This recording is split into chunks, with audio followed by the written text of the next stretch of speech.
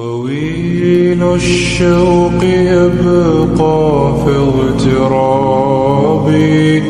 بھائی یاد رکھو، رشتہ جو وفا کا ہوتا ہے نا، اس کا بڑا رنگ ہوتا ہے، اس کا بڑا انداز ہوتا ہے، اس کے بڑے طریقے ہوتے ہیں. اگر حضرت حلیمہ غربتوں کے عالم میں میرے مصطفیٰ کو لے کے گئی تھی نا، تو معصوم آمنہ نے بھی تو سبق بڑا نرالا دیا نا امت کو. حضرت حلیمہ جب لے کے گئی تھی تو تب تو 3 لوگ تھے نا، کوئی دیکھنے والا نہیں تھا. 3-4 لوگوں میں لے کے گئی تھی. حلیمہ کہتی ہے جب میں نے رنگ دیکھا تو میں نے نرالا دیکھا ہے. مسجد بھری ہوئی تھی غلاموں سے، اور کریم رسول ممبر پہ بیٹھے تھے. سادی سی بی بی جس کے لیے کبھی کوئی اٹھ کے کھڑا نہیں ہوا تھا، کوئی بھی، لباس بھی پرانا اور میلا تھا. کہتی ہیں جب میں نے مسجد میں قدم رکھا تو وہ والے نعرے لگے جو فرشتوں نے بھی دروازے کھول کھول کے دیکھے کہ کسی کے نعرے لگ رہے ہیں. اور جناب حلیمہ کہتی ہیں کسی نے ایسا کبھی استقبال نہ دیکھا ہوگا. حضور اٹھے، وہ یا اللہ کی ساری رحمتیں اٹھ کے کھڑی ہو گئیں. اور پھر مصطفیٰ کریم نے بچھائی جب چادر، اور حضرت حلیمہ سعدیہ رضی اللہ تعالیٰ عنہ بیٹھی، اور حضور التحیات کی حالت میں سامنے بیٹھے. تو لوگوں کو پتا چلا جو وفا کا رشتہ ہوتا ہے اس کا رنگ ذرا نرالا ہوا کرتا ہے، اس کا انداز ذرا انوکھا ہوا کرتا ہے. بھائی رشتہ وفا کا، رشتہ خلوص کا، لالچ کا رشتہ. اگر آپ نے کمپنی والے کس لیے دعوت کی ہے نا کہ وہ آپ کو مال صحیح دے گا، تو بھائی وہ بھی اس لیے آیا ہے کہ آپ اس کا مال زیادہ بیچیں گے. اگر آپ کسی رشتہ دار کے ساتھ اس لیے تعلق رکھتے ہیں نا کہ اس کے پاس پیسے زیادہ ہیں، تو وہ بھی اس لیے آپ کے ساتھ تعلق زیادہ رکھے گا کہ کبھی کبھی چلو گاڑی چلا لے گا، کبھی کبھی میرے کسی کام آ جائے گا. یہاں خلوص دیکھو، یہاں اگر آپ کے ہاں خلوص ہے تو پھر سامنے بھی آپ کو بڑا خلوص ملے گا. دنیا میں وفا ختم نہیں ہوئی، پر ہم نے وفا کا رشتہ ہی نہیں بنایا، ہم نے تعلق ہی نہیں بنایا، وفا کا تعلق ہی نہیں بنایا. میرے شیخ سے کسی نے پوچھا تو حضور آپ ہاتھوں میں ہاتھ لے کے بیعت کرتے ہیں؟ تو آپ فرمانے لگے وہ تو ادا ہے نا، وہ سنت ہے. لیے تو ہاتھوں میں ہاتھ ہی ہوتے ہیں، لیکن فرمایا جب کسی کو سامنے بٹھاتے ہیں تو اصل بات ہی ہوتی ہے کہ ہم دلوں میں دل لے کے بیعت کر رہے ہیں، ہم دلوں کو دلوں سے باندھ رہے ہیں. اور یہ وہ رشتہ ہے جو قبر کی دیوار کے اندر جا کے بھی دوبارہ کھلتا نہیں، یہ قائم ہی رہتا ہے. رشتے وفا کے پیدا کریں، خلوص کے پیدا کریں، للہیت کے پیدا کریں. میرے نبی پاک سید عالم صلی اللہ تعالی علیہ وسلم نے اس وفا کو آگے پھیلایا ہے.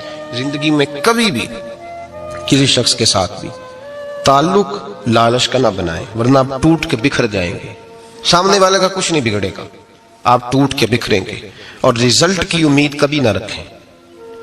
وفا ہوتی 2 طرفہ ہے پر کرنی یک طرفہ چاہیے، یاد رکھ لیں.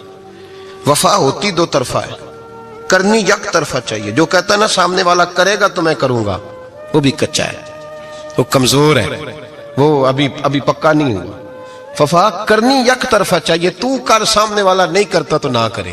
تو اپنی طرف دیکھنا، سامنے والے کو چھوڑ، وہ نہیں کرتا تو نہ کرے. اس کا اپنا حضرت امام احمد بن حنبل رحمت اللہ تعالی علیہ، یہ وفا کے عنوان میں بڑی اہم بات ہے اگر آپ کو سمجھ آئے تو. امام احمد بن حنبل رحمت اللہ تعالی علیہ جھیل کے کنارے، ندی کے کنارے وضو کر رہے تھے. ایک بچھو ساتھ چل رہا تھا، وہ چلتے چلتے پانی میں گر گیا. امام احمد بن حنبل نے ہاتھ رکھا، بچھو کو باہر نکالا. جب باہر نکالا تو اس نے ڈانگ مارا. جس کی طبیعت میں ڈانگ ہوگا تو وہ ڈانگ ہی مارے گا، کے پاس ہے یا اور کوئی نہیں تو وہ کرے کیا، وہ مجبور ہے. اس نے ڈانگ مارا. امام صاحب نے باہر رکھا. بھیگا ہوا بچھو آپ نے دیکھا ہو جب ندی کنارے چلتا ہے تو پھر گر جاتا ہے. وہ پھر گرا تو امام صاحب نے پھر نکالا، نکال کے باہر رکھا تو اس نے پھر ڈانگ مارا. پھر ساتھ چلتے چلتے وہ گر گیا. کئی دفعے ایسے ہوا، کئی دفعہ امام صاحب نے نکالا. ایک شخص قریب کھڑا دیکھ رہا تھا، کہنے لگا حضور بس کریں، آپ نکالتے ہیں وہ ڈنگ مارتا ہے، چھوڑ دیں. آپ فرمانے لگے اچھا بھائی بڑا تو عجیب مشورہ دے رہا ہے. وہ اپنی بری عادت پہ ڈٹ گیا ہے تو میں اچھی عادت ہی چھوڑ دوں؟ وہ بری نہیں چھوڑ رہا، ڈٹ گیا ہے، بار بار ڈنگ مارتا ہے تو میں اچھی چھوڑ دوں؟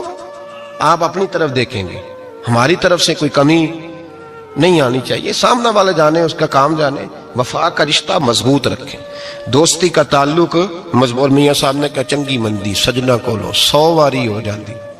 کنی واری؟ پکی گل ہے نا جی، کنی واری؟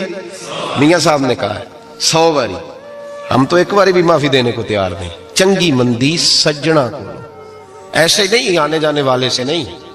اس کے معاملے میں تو ہم خوددار ہیں نا، ہر ایک سے نہیں سنتے، وہاں تو ہم خوددار ہیں. سجنا کو لو چنگی مندی سجنا کو لو 100 واری ہو جاندی. یار یاراں دا گلا نہیں کر دے اصل پریت جنہاں دی. اور پھر یہ بھی کہتے ہیں پانی پرن سہیلیاں رنگا رنگ کڑے اسی پریا اس دا جانیے جس دا توڑ چڑے.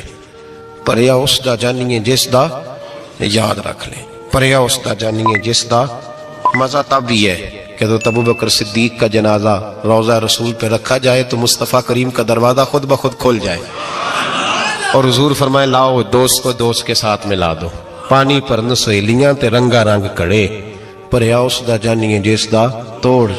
رشتوں کو ثابت نہ کریں, رشتوں سے وفا کریں. ثابت نہ کریں میرا بڑا رشتہ ہے, آپ پتہ چلنا چاہیے کتنا رشتہ ہے. جو لوگ قابل احترام ہوتے ہیں, قابل اکرام ہوتے ہیں, ان کی ہر چیز ہی قابل احترام ہوتی ہے. اور یہ دعویٰ نہیں کیا جا سکتا کہ میں فلاں آدمی کی بڑی عزت کرتا ہوں پر میں اس کے باپ کی عزت نہیں کرتا. میں اپنے استاد کا بڑا احترام کرتا ہوں, وہ میرا استاد ہے نا, اس کے ابا جی تو میرے استاد نہیں نا. یہ بات قابل قبول نہیں ہوتی. آپ فطری تقاضوں کو سمجھیں. جو آدمی آپ کے لیے قابل اکرام ہے اس کی ہر چیز قابل احترام ہے, آپ کو اس کا اکرام کرنا ہے. یہ پوری دنیا میں اصول لاگو ہوتا ہے, پوری دنیا میں. ہم جو سادے لوگ تھے, دیہاتی لوگ تھے, ہم تو کہتے تھے کہ جہاں بیٹھ کے میں روزی کماتا ہوں میں تو اس جگہ کی بڑی عزت کرتا ہوں, اس لیے کہ اللہ کریم مجھے یہاں سے حلال رزق عطا کرتا ہے. تو یہ یاد رکھیں کہ جو چیزیں قابل اکرام ہوں گی, قابل احترام ہوں, ان سے منسوب چیزیں بھی ہمیشہ قابل احترام ہوتی ہیں. لباس سارا ہی کارخانے میں بنتا ہے, لیکن جو قدر احرام کی چادروں کی ہوتی ہے نا, وہ باقی لباس کی قدر نہیں ہوتی. اور یہ بھی ممکن ہے کہ احرام کی چادریں سستی ہوں اور باقی لباس مہنگا ہو, لیکن یہ تو نسبت ہے نا کہ یہ حرم شریف پہن کے جانی ہے. تو آپ اس بات کو ضرور ذہن میں رکھیں, محفوظ کریں اس کو, کہ جو بھی قابل قرآن مجید فرقان حمید نے نا جب تعریف کی نا نبی پاک صلی اللہ علیہ وسلم کی, تو ساتھ حضور کے صحابہ کی بھی تعریف فرمائی, اہل بیت کی بھی تعریف فرمائی, حضور کی امت کی بھی تعریف فرمائی. یہ پہلو بڑا قابل غور ہے. محمد رسول اللہ صلی اللہ علیہ وسلم فرمایا محمد صلی اللہ علیہ وسلم اللہ کے رسول ہیں, بس نہیں. والذین معہ, جو ان کے ساتھ ہے, اشداء علی الکفار, وہ کافروں پہ سخت ہیں, رحماء بینہم, اور آپس میں بڑے نرم دل. تو جو حضور علیہ السلام کی تعریف قرآن مجید جب بیان کرتے ہیں تو ساتھ حضور کے غلاموں کی, صحابہ کی, صرف صحابہ کی تعریف بیان کی. پھر آگے چل کے فرمایا اگر تمہیں دعویٰ ہے نا رسول اللہ کی غلامی کا اور تمہیں احساس ہے نبی پاک کی محنتوں کا, تو پھر اس طرح کرنا, حضور کے اہل بیت سے پیار بھی کرنا, نبی پاک کے گھرانے کی غلامی بھی کرنا. قل لا اسألکم علیہ اجرا الا المودۃ فی القربى, محبوب ان سے فرما دیں کہ میں تبلیغ دین پر تم سے اجر کوئی نہیں مانگتا, اگر کچھ کرنا ہے تو میرے قریبیوں سے پیار کرنا. اس انداز کو آپ سمجھیں.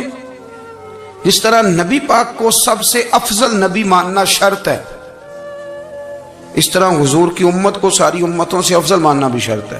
کنتم خیر امت, یہ قرآن کی نص ہے. اللہ نے کہا میرے نبی کے غلاموں تم بہترین امت, خیر امت, تم بہترین لوگ ہو.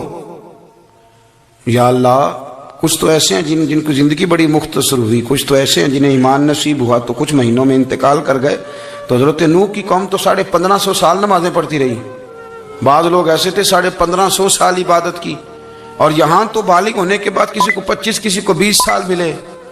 تو رب فرماتا ہے ہو بہترین, یہ تم نے ماننا ہے اس لیے کہ تم میرے نبی سے نسبت رکھتے ہو. ہمارے ہاں نا جب سے ماحول میں خشکی آئی ہے نا, تو لوگ نسبت, جی نسبت کیا ہوتی ہے جی, آپ بھائی ہم بھی کہتے ہیں خالی نسبت نہیں عمل بھی ہونا چاہیے, لیکن سوال یہ ہے کہ آپ نسبت کو بالکل چھوڑ کیسے سکتے ہیں؟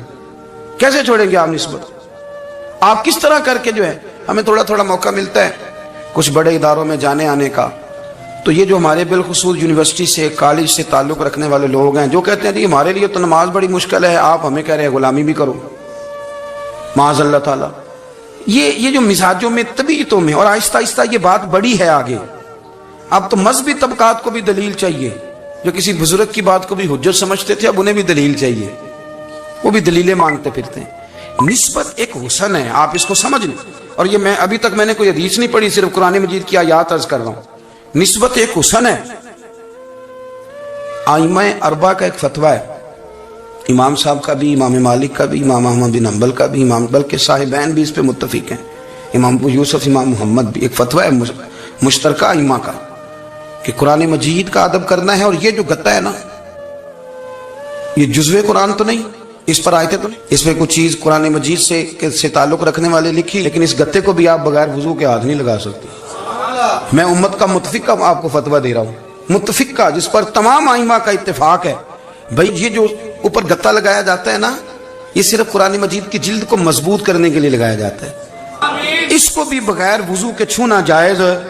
हजरत जी गत्ता है, ये कुरान नहीं, लेकिन कानून बन गया कि कुरान से जुड़ तो गया है ना, कुरान से जुड़ तो गया है ना, लिहाजा चूंकि जुड़ गया है अब काबिल एहतराम हो गया है, अब ये काबिल इकराम है, अब ये काबिल एजाज है, अब इसका अदब किया जाएगा, अब इसका इकराम है। ये मलंगों की बातें नहीं, ये पीरों ने इसलिए नहीं याद कराई लोगों को कि पीरी मुरीदी चमके। ये सुनो, पढ़े कुरान मजीद 15वां 16वां पारा, हजरत खजर अलैहिस्सलाम और हजरत सैयदना मूसा अलैहिस्सलाम ये गए हैं, गिरती हुई दीवार को सीधा किया है। कभी कभी खोया करें कुरान और सुन्नत में, आपको लुत्फ देगा कुरान और हदीस। طويل الشوق يبقى في اغترابي